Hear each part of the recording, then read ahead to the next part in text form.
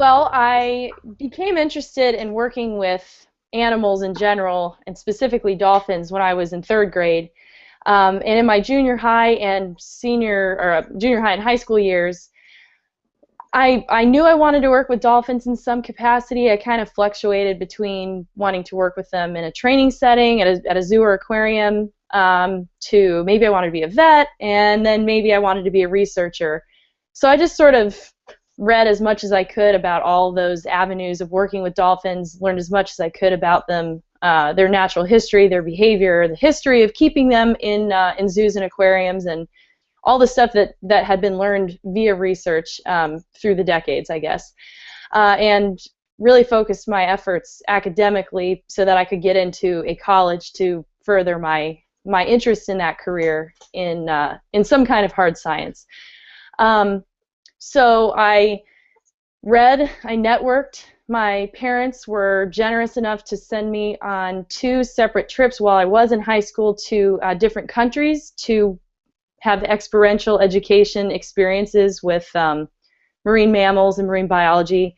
My sophomore year of high school, I spent 3 weeks in Honduras working alongside researchers to study reef ecosystems, but it also happened to be located on the Roatan Institute of Marine Sciences program, which had several dolphins. And so I got to learn a lot about dolphins and wake up with them every morning, which was awesome. All right. So the first question was, working with dolphins and seals is a dream that many people have. And when did you first take an interest in these animals? Specifically dolphins, I would say in third grade, I went to the Shed Aquarium on a field trip, and that's in Chicago, where I'm from. And I remember so clearly sitting with all of my third grade buddies and watching these Pacific white-sided dolphins jump, and I was like, oh my gosh, I want to know everything about these animals. Like, I'd always loved animals and I wanted to know everything about them, but there was something so different about this like visceral reaction I had to seeing these dolphins do what they do. And that was pretty much the seal point for me, no pun intended, that I wanted to work with with dolphins.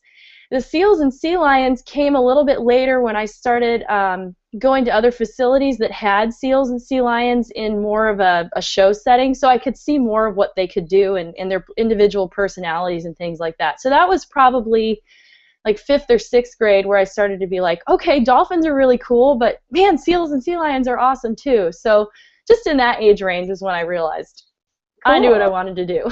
Yeah, that's really cool. Okay, so at what point did you decide that this is what you wanted to do? Well, to be a dolphin trainer, I actually didn't settle on that until I finished my internship my junior year of college in 2005. I wanted to work with dolphins and pinnipeds in high school in some way. I was always sort of leaning towards being a trainer, but then I learned, like, well, trainers don't get paid a lot of money, and you don't get holidays off or weekends off, and you work in all kinds of weather. And I just started to hear things that sort of didn't fit the mold that I thought was what you were supposed to do when you were an adult, which was like grow up, get a steady job, make some money, make enough money to have a family, and that's what you do. So in college, as I started exploring more options, I was like, maybe I'll be a vet. And then I just thought, I love the science, but it's so much money and time, and I don't really feel that passionate about becoming a vet to go through all of that. And then I just, with many talks with my parents and family members, they were like, well, if you really want to be a dolphin trainer, like, go figure out if that's what you really want to do. Do an internship. You have to do one anyway in order to get into the field, and then you'll really know. So with a lot of support from them, I did my internship. I was only supposed to be there for 4 months, and I didn't leave until 6 months afterwards, so I made them keep me on for a couple more months, and that was when, just actually doing the job, I realized that this is my life's work. This is what I need to be doing with my life. Cool, cool. And that internship was at Clearwater Marine? Yep, Clearwater Marine Aquarium. Yeah. Cool. I was there last year, and it was really cool. Oh, cool. Yeah, it's such a unique facility with very unique animals. So Yeah, it's special. It's special to me for a lot of reasons, but that's one of yeah. them. Cool. All right. So, what once you had a dream, what steps did you take to make it come true? The very first step I remember was talking to my parents and my family members about it and my close friends, just because I was so excited about learning about the animals and how the heck do I get a job getting to know and learning about these animals. And through them, they encouraged me to network, which was really terrifying. I think it's scary for anybody to like meet new people, but for me, I'm not like a very outgoing person when it comes to meeting new people in that setting. So especially as a kid, like I couldn't even order pizza on the phone. I was so terrified of making that phone call, even though I know it meant pizza. So it was sort of weird. But so my dad especially was like, look, here's a number at the Shed Aquarium. Go call it, set up an interview. And I was in 6th grade when this happened. You know, go talk to somebody about how you become a trainer. So I did, and it wasn't as scary as I thought, and it actually this guy gave me a very specific set of tasks to accomplish and to pursue my passion. And those were short-term goals and long-term goals. The short-term goals were, you know, read lots of books and talk to people, you know, call people up and talk to them, ask them questions. And this was before I had any kind of good internet, you know, so I had a phone call or write letters or whatever. But then another thing was to get scuba certified. That was something that was a little bit easier for me to accomplish because it was a little bit more concrete. You know, I just had to take the classes and do the scuba training, and then voila, I'm certified for life, so that was great. And then it also helped me focus what classes I could take in high school while I had to, you know, take all the normal classes. If I had the option of taking elective science classes, I could do that. They also, this guy also said, you know, get as much experience with animals as possible. So I did a lot of pet sitting. I conned my parents into letting me have animals of all kinds, much to the sorrow of my mother, who was not so into it. But that really helped. And then choosing what kind of college degree I wanted, I was told to focus on either getting a degree in the hard sciences like biology, marine biology, zoology, or psychology. Those were the most common degrees that animal trainers had. So I would say the very first step I took in accomplishing those goals was reaching out to people that I knew even if I didn't think they knew anything about dolphins, you know, was to get support from people who had been through the steps of achieving their dream. And that really helped me, even though it wasn't specific to dolphin training. All right. So on your blog, you posted, "You will make mistakes. That's totally fine, and you are not a superhuman." So what mistakes did you make growing up that at the time you thought were the end of the world? Oh, man. Huh. I actually wrote some down because there were so many. I needed to like whittle it down.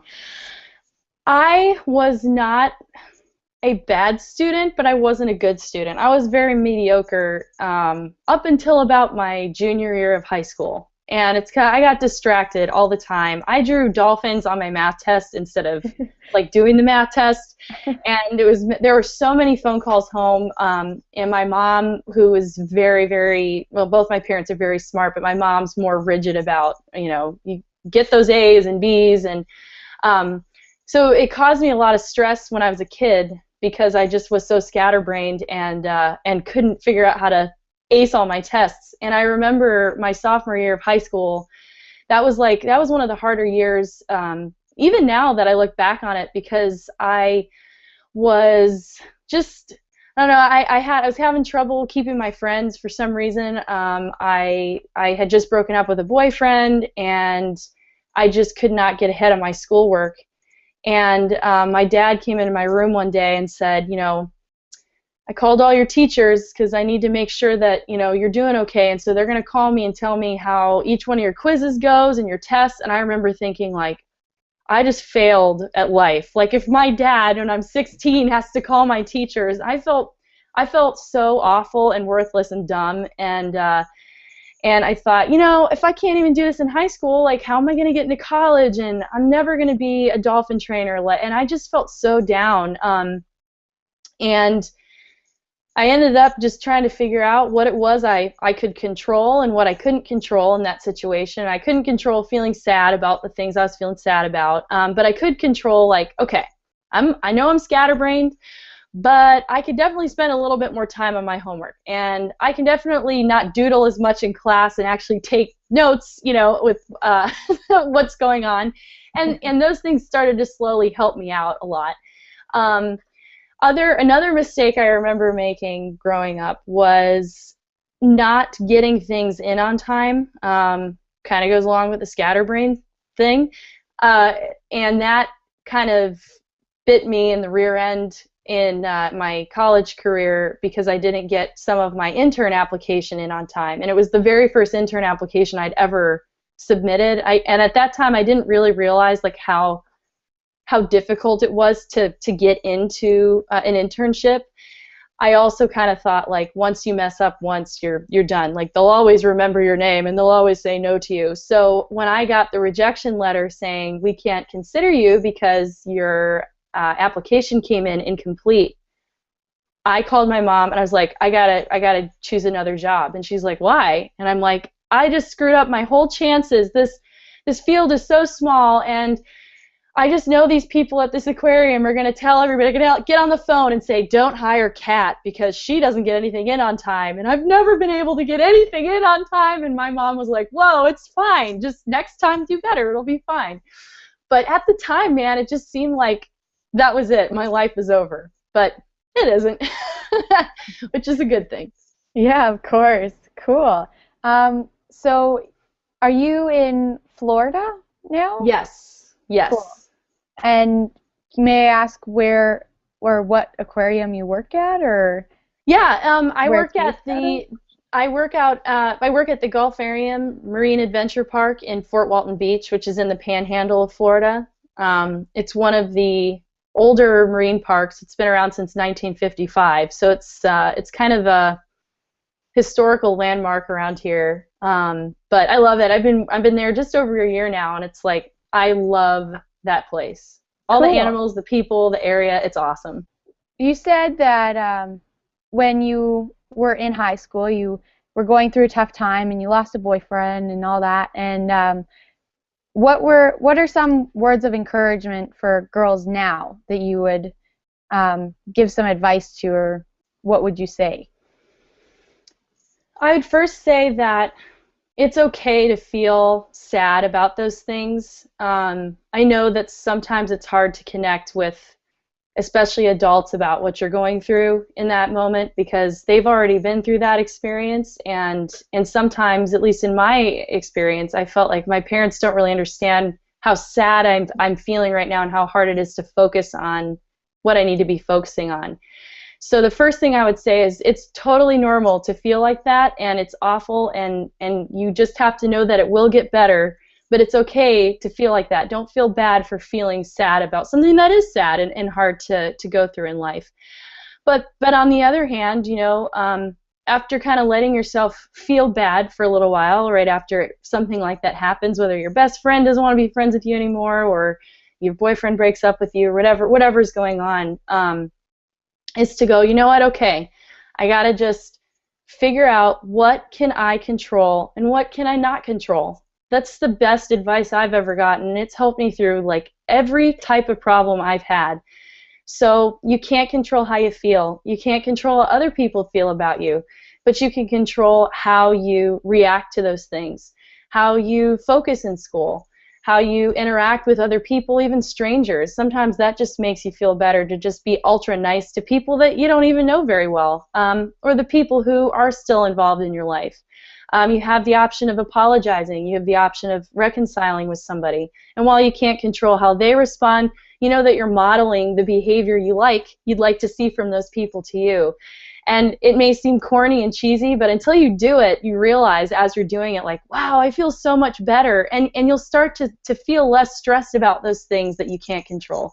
It might still be there in the back of your mind, but as time passes, it heals. It really does. It all heals, especially if you're constantly working on, okay, how can I be a better person today? How can I take what I learned from yesterday and apply it today? And if I make a mistake, I'm going to repeat the same process over, divide it into what can I let go that I can't control and what can I control. So that would be the two biggest pieces of advice I'd have for girls going through that. Cool, cool. All right, so I guess we'll end with who's your favorite dolphin now at this new aquarium that you're working at? Oh, man. I hope they don't see this because I don't want them to feel bad. It's really, truly not a cop-out when I say that I really love every dolphin, every animal I have ever worked with. I love them. I just love getting to know who they are and what they're about, what makes them tick. But just like people, you have personalities and that you tend to gel with more. And there's a dolphin named Lily she's 10, and she's got a mind of her own. They all do, but especially her. She's a little sassy, and I love that about her. And so I look forward to getting to work with her just a smidgen more, just almost imperceptibly more than the other two dolphins, because she made me work really hard to earn her trust. I think that's what it was. The other two are a little bit more like, hey, cool, nice to meet you. Lily was more like, who are you and why should I care about you? And so when I finally earned her trust, that was really cool. And yeah, she's adorable. But they all are. Who am I kidding? Yeah. Cool, cool. Oh, I'm so flattered. No, thank you guys. This is such a cool opportunity. This is, more importantly, an amazing thing that you guys are doing. I mean, I've never heard of anything like this, and I wish I had something like this when I was in high school and junior high. I think this is such a cool thing. So big kudos to you guys for creating this, and thank you for honoring me with the ability to help you guys in any way I can. That's so cool.